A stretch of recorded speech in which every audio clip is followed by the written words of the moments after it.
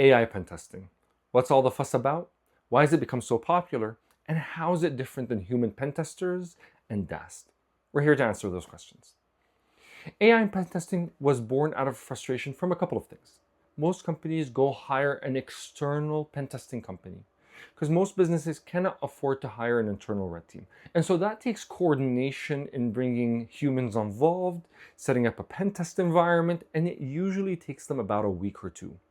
On top of that, the cost is pretty expensive. DAST was created to help supplement that. It runs programmatic rules against your environment, and that's why it's called dynamic application security testing.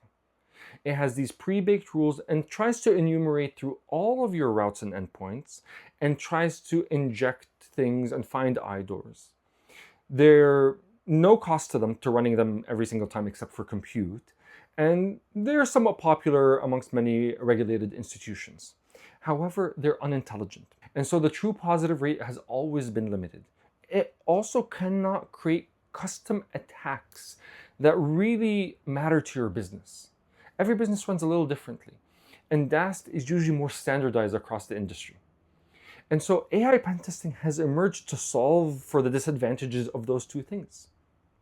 AI pen testing can take anywhere from 4 to 8 hours to run, not a week or two like human pen testers.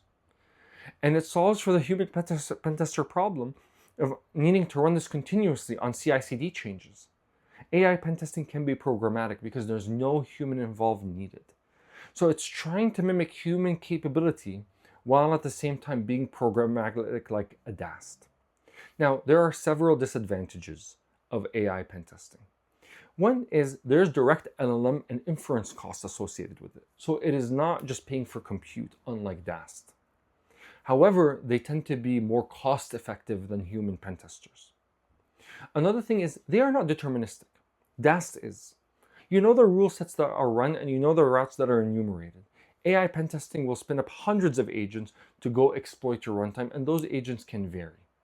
There has been always more trust in humans doing things historically. However, and that could hurt AI pen testing from a credibility perspective. However, we are seeing that change. We are seeing auditors accepting AI pen tests as they typically can be more thorough. That is an agent's job, is it will spin up hundreds of agents to be as thorough as possible and is rewarded on that. And so as you're shopping for runtime products, it's important to understand the differences, and it's good to explore all three of them. If I left anything, please leave it in the comments. Thank you so much.